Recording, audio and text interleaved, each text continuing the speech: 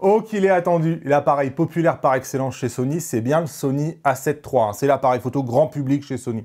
Il était incroyable à son annonce, il a extrêmement bien vieilli, plus de 3 ans et demi après. En fait, il est toujours dans le coup et je continue souvent de vous le conseiller. Donc forcément, on a un Sony A7 IV qui est très attendu. Sachez qu'a priori, si ça ne change pas, il va être annoncé fin octobre, début novembre et qui risque d'être disponible pour le mois de décembre. En termes de rumeurs actuelles, tout ça c'est des rumeurs. Il est dit que le boîtier sera exactement le même que celui qu'on connaît ici sur le Sony A7 III. Sauf qu'évidemment dedans, vous aurez plutôt un capteur de 33 millions de pixels, une stabilisation qui va être en net progrès. On va garder les ports CF Express type A et SD, dont on va parler un tout petit peu plus loin. Un port HDMI qui va rester en full size comme sur le Sony A7S III, donc pas de port micro HDMI et une dynamique en hausse de 15 stops. Ça aussi, la dynamique, c'est quand même quelque chose qui fait la force de Sony. Bref, il devrait reprendre beaucoup d'éléments du Sony A7S III et même un peu du Sony Alpha One avec lequel je travaille depuis plus de 6 mois. Donc en fait, c'est l'occasion de vous faire un petit retour d'expérience sans filtre sur cette génération actuelle de Sony. Où est-ce qu'en est Sony? Alors on pourrait parler ici de 1000 sujets, hein. On peut parler de la dynamique, de la montée en ISO et de vraiment plein d'autres trucs. Mais franchement, je trouve que de moins en moins, ça les distingue de manière significative avec la concurrence. Il faut bien comprendre qu'il n'y a pas que Sony sur le marché, hein. C'est excellent chez Sony, mais c'est aussi excellent chez les autres. Donc on va ici, je vais me concentrer sur des points qui, je trouve, les distinguent en bien ou en mal de ce que se fait la concurrence. Et on va commencer justement par là où ils sont un peu moins bons, parce qu'il faut se le dire. On va commencer par parler du boîtier. C'est simple, tous les Sony ont quasi la même forme de boîtier, hein. Pour moi, c'est pas l'idéal, parce que en fait, finalement, soit on aime tous les boîtiers, soit on les déteste tous. En tout cas, sachez que si vous avez un Sony A7 III ou un Sony A7R III, on est sur un boîtier qui a bien évolué depuis, il est devenu bien plus agréable. Vous avez un grip ici qui est plus important, qui est plus creusé ici à cet endroit-là. On a un viseur qui est au top, on est vraiment au top au niveau viseur maintenant chez Sony, alors que ce n'était pas du tout le cas à l'époque du A7 III ou du A7R III. Le joystick aussi a bien changé, hein. Il a un toucher qui est aujourd'hui parfait, c'est un de mes joysticks préférés sur le marché de la photo. Pareil, les boutons sont devenus gros, franchement ils sont bien placés. Il y a eu vraiment des gros gains en termes de boîtier chez Sony. Et même le feeling, hein, quand vous avez un Sony en main, je trouve que ça fait plus métallique, ça fait plus premium que l'équivalent chez Canon qui, je trouve, fait très plastique. Il y a vraiment des bons points et des choses qui ont évolué chez Sony. Malgré tout, c'est pas parfait. C'est toujours pas les boîtiers que je préfère. C'est-à-dire que moi, je trouve que c'est des boîtiers qui mériteraient d'être un tout petit peu plus gros. On mériterait aussi d'avoir un tout petit peu plus de place ici entre l'objectif et ici entre le grip. Donc pour mettre son doigt, vous voyez ici, moi je trouve que c'est toujours un peu juste au niveau du doigt. On mériterait aussi, et ça c'est vraiment un défaut récurrent, c'est l'écran LCD chez Sony. Sincèrement, il reste un peu petit quand vous le comparez avec ce qui se fait par exemple dans la concurrence. On a chez Canon des écrans LCD qui sont bien plus gros. Il est un peu petit. Le tactile est quand même beaucoup moins bon qu'un smartphone, hein. On n'est vraiment pas sur le meilleur tactile parce que le tactile, c'est vrai que ça va aussi avec la taille, hein, quelque part de l'écran. Plus l'écran est grand, plus c'est facile d'être précis sur le tactile. Ici, sur un écran qui est de cette taille-là, c'est pas évident d'être super précis. Et en plus de tout ça, c'est vrai que lorsqu'on est en extérieur, on a un écran dont la luminosité reste pas exceptionnelle. C'est-à-dire que en extérieur, on ne voit pas bien quoi sur l'écran, alors qu'on voit beaucoup mieux par exemple sur un LCD de chez Canon. Donc ça, c'est la réalité. En termes de boîtier, il y a eu d'énormes gains si vous avez un A7 III ou un A7R III.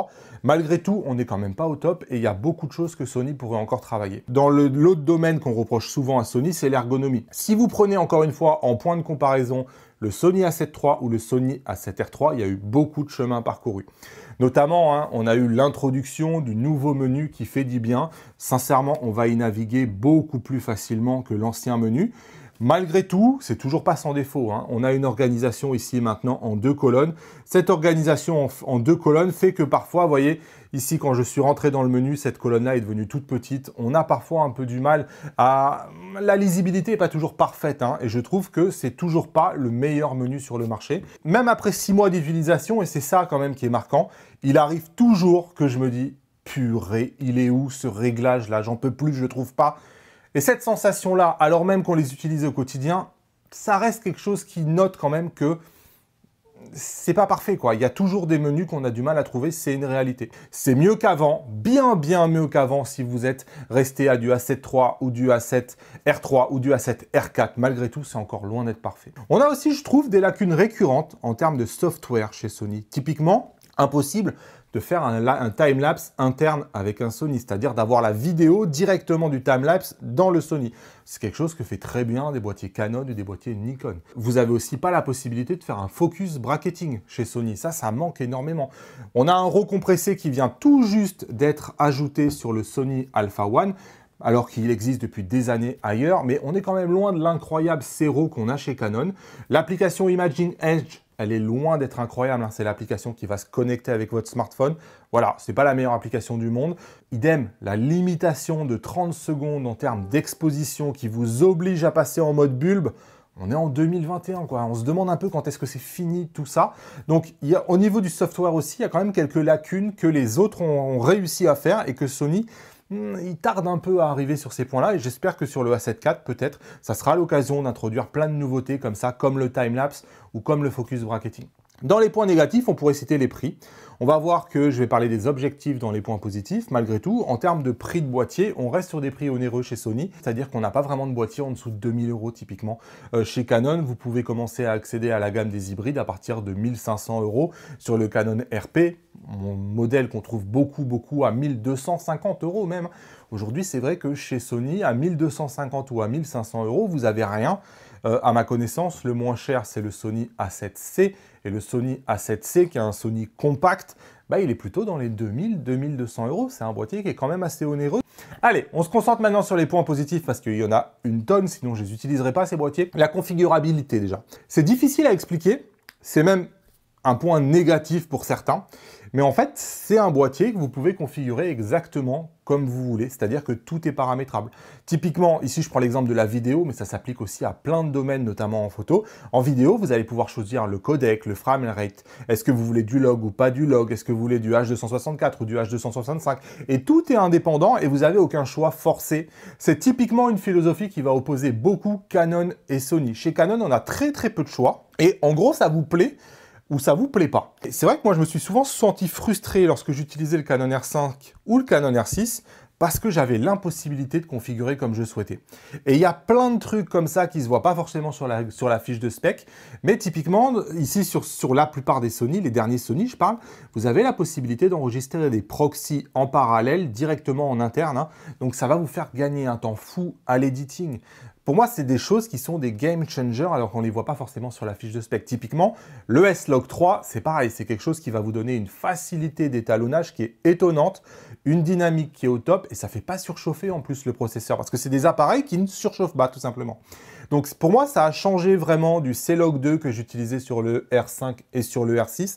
C-Log 2 qui était un peu tout l'inverse, c'est-à-dire que je l'ai trouvé un peu plus difficile à étalonner, une dynamique qui était un peu moyenne, ça faisait beaucoup surchauffer à la fois l'appareil, mais aussi mon ordinateur qui derrière avait beaucoup de mal à charger ces logs-là.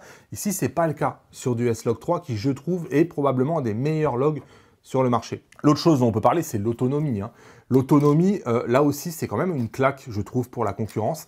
Ça fait quand même plus de 3 ans qu'ils ont sorti cette batterie-là. Et cette batterie-là, elle continue de mettre à l'amende, en fait, tout le monde. C'est de loin la meilleure autonomie sur le marché. Et ça aussi, c'est un plaisir quand même. L'autofocus, alors c'est presque plus un sujet, hein, tellement il est bon. Dès le Sony A7 III d'ailleurs, il a été encore amélioré depuis. Mais il est d'une simplicité à couper le souffle parce que ça devient de plus en plus facile de faire l'autofocus. C'est un point où on ne peut pas leur reprocher grand-chose. Pour moi, Canon et Sony sont à peu près au même niveau et relèguent les autres loin derrière au niveau autofocus. Quelle que soit la situation que vous allez rencontrer, même en nuit noire, franchement, ça fait le job. Il y a zéro question à se poser sur l'autofocus, c'est un truc qui est maîtrisé. On pourrait parler de la griffe multifonction. Là aussi, hein, ça paraît rien, vous voyez, de pouvoir mettre un accessoire comme je le fais ici. Bah moi, ici, franchement, ça me change la vie, en fait, parce que ce petit micro-là, il marche déjà excessivement bien, mais il va être alimenté par le boîtier. Il va aussi avoir aucun câble dans lequel je vais m'emmêler si je le mets sur un trépied ou si je le mets sur un gimbal. Enfin, pour moi, ça vaut vraiment de l'or et c'est d'avoir un port multifonction. D'ailleurs, c'est une excellente idée qui vient d'être pris par Canon sur le nouveau Canon R3. Hein. Ça montre bien que Sony a montré la voie. On pourrait parler aussi de la stabilisation. Alors moi, je vous l'ai mis dans les points forts. Ça va peut-être vous surprendre parce que en fait, moi j'ai utilisé le Canon R5 et le Canon R6, la stabilisation est bien meilleure. Alors sachez que maintenant, hein, depuis le A7S III et le A1, on a maintenant en plus de la stabilisation mécanique, une stabilisation numérique, hein, qui vous permet quand même d'atteindre un niveau qui est plus qu'honorable, ça a énormément progressé. depuis le Sony A7 III et c'est vraiment pas mal. Mais malgré tout, il n'y a pas de doute, c'est clairement un cran en dessous de ce que vous allez chez Canon. Malgré tout, il y a un truc dont on ne parle pas souvent, c'est le wobbling. Le wobbling, vous savez, c'est d'avoir des coins ici, là, qui tremblent dans l'image, c'est-à-dire que le centre de l'image est bien stabilisé, mais dans les coins, ça tremble pas mal. C'est un effet que vous allez voir surtout en ultra grand angle. Et typiquement, quand je fais des petits vlogs ici avec ces Canon, vous êtes nombreux à me faire la remarque de me dire « Waouh, avec quoi c'est filmé ça? C'est bizarre les coins !» Bah, tout simplement, en fait, le wobbling, c'est quelque chose qui apparaît lorsque vous avez une stabilisation qui est trop forte. Et le Sony, certes, vous stabilise moins bien le plan, mais je trouve que vous n'avez pas ces défauts de wobbling, il n'y en a pas du tout chez Sony, et je finis finalement par préférer ça, c'est-à-dire une stabilisation un peu plus moyenne, mais qui n'a pas vraiment les défauts de wobbling. Ça, c'est vraiment un parti pris. Malgré tout, on ne peut pas dénier que, notamment en photo, la stabilisation du Sony est moins forte que la stabilisation du Canon. On a aussi les ports, hein. Pour moi, c'est un choix pareil qui a été génial de la part de Sony. C'est les seuls à faire ça sur le marché. Vous avez la possibilité dans chacun des ports de mettre soit une carte SD, soit de mettre cette petite carte qu'ils ont inventée, la CF Express type A. Les deux ports peuvent accepter les deux cartes et franchement pour moi c'est de loin la solution idéale. Ça vous permet de commencer avec des cartes SD qui sont pas très chères. Le jour où vous voulez progresser, bim, vous avez juste à racheter le nouveau type de port. Et un des inconvénients qu'on pouvait leur reprocher, c'est que ces cartes CF Express type A étaient chères, mais ProGrade vient d'annoncer qu'ils allaient maintenant en fabriquer et les prix vont considérablement tomber maintenant que la concurrence vient se mettre devant Sony. Je vous l'ai dit, les objectifs c'est pour moi the argument. C'est l'énorme choix d'objectifs que vous avez disponible sur cette monture. Un choix aussi d'occasion auquel il faut penser. Mais pour chaque focale, vous avez quasiment systématiquement 3 ou 4 options de qualité qui vont vous être offertes par des marques comme Sony, Tamron, Sigma, Zeiss, Baptiste et tant d'autres. Et en fait, vous avez des prix qui vont être divisés par 2 par rapport aux versions du constructeur. Et ça change tout au niveau du prix quand vous faites votre panier et que vous ajoutez les objectifs, vous allez voir les prix baisser énormément. On pourrait parler de la couverture du capteur. Ici, je me suis basé sur le Sony A7S III. Vous pouvez voir le capteur, très clairement. Ce n'est pas le cas sur le Sony Alpha 1, donc le dernier sorti qui lui couvre le capteur. Et franchement, je ne sais pas s'ils vont reprendre cette idée-là sur le Sony A7 IV, mais pour moi, ça fait quelque chose qui fait vraiment la différence. J'ai plus du tout toutes les taches de capteurs que j'avais en permanence sur les capteurs qui n'étaient pas couverts avant le Sony A1. Voilà pour les positifs et les négatifs. Et maintenant, j'ai envie de faire une mention spéciale, qui est ni un positif, ni un négatif, mais on en a parlé tellement longtemps. Ça a été un argument qui revenait encore et encore lorsqu'ils ont sorti le Sony A7 III et le Sony A7 R3. La colorimétrie est pas top. Franchement, ça tire vers le jaune, ça tire vers le vert, ça tire vers le cyan. On est loin à ce niveau-là de la référence qu'est Canon. Vraiment. Et la question qu'on pourrait se poser, c'est où est-ce qu'on en est aujourd'hui? Eh bien ici aussi, franchement, ça bosse chez Sony, ça bosse vraiment. Vous avez un boîtier qui n'a pas la même... En fait, à chaque boîtier, j'ai vu la colorimétrie se modifier et progresser encore et encore. Et je trouve les couleurs qui sont présentes maintenant avec le dernier sorti, le Sony Alpha One, absolument comparable avec ce que vous avez sur le Canon R5 et sur le Canon R6. Ils sont arrivés au même niveau que Canon et je trouve que les photos se ressemblent vraiment à s'y méprendre. J'arrive plus du tout à savoir en voyant la photo si c'est du A1 ou c'est du R5 ou du R6. Et ça en dit beaucoup parce que voilà, les photos sont superbes, vous avez des teints de peau qui sont superbes aussi. Et en vidéo, vous avez l'addition du nouveau Cinétone qui est issu des caméras pro chez Sony qui vous permet des vidéos rendues top sans avoir absolument besoin de rien faire. Et pour moi, c'est un vrai coup de cœur parce que ça simplifie énormément l'editing des photos ou de la vidéo parce que vous allez partir direct d'une bonne base. Pour moi, c'était franchement pas gagné. C'était un des points qui était le plus critiqué chez Sony. Et je pense que ça y est, ils ont vraiment 100% résolu les problèmes de colorimétrie. Et je pense que, voilà, il n'y a aucune raison que le Sony A7 IV ne reprenne pas cette base-là. Parce que quand vous comparez les boîtiers A7R4, A7S3, A1, à chaque fois, ils ont un peu évolué. Donc ça aussi, il faut le dire, au niveau de la colorimétrie, on a un excellent niveau. Il n'y a plus du tout à rougir par rapport à Canon. Au final, après avoir terminé le tournage de la masterclass Canon R5 et Canon R6, j'ai switché sur les derniers Sony dans le but de me familiariser avec les nouveaux menus en préparation d'une future masterclass Sony A7 IV. J'étais un peu anxieux car il faut dire On a des Canon R5 et des Canon R6 qui mettent la barre très très haut. Mais après 6 mois d'utilisation, j'en suis absolument ravi. Au quotidien, c'est des outils qui me facilitent la vie et qui réduisent vraiment la prise de tête. Et si le Sony A7 IV hérite de cette base-là, ça va être un sacré concurrent pour tous les autres boîtiers. Si vous êtes intéressé par l'univers Sony, comme d'habitude, je vous invite dans le groupe Sony Entraide, lien dans la description. Il y a la masterclass Sony qui arrivera avec le Sony A7 IV. Donc comme on dit, stay tuned. Vous pouvez laisser votre email sur info-damien.com pour être prévenu quand toute l'actualité Sony comme ça va commencer à bouger. Je vous donne rendez-vous bientôt quand on en saura plus. Salut!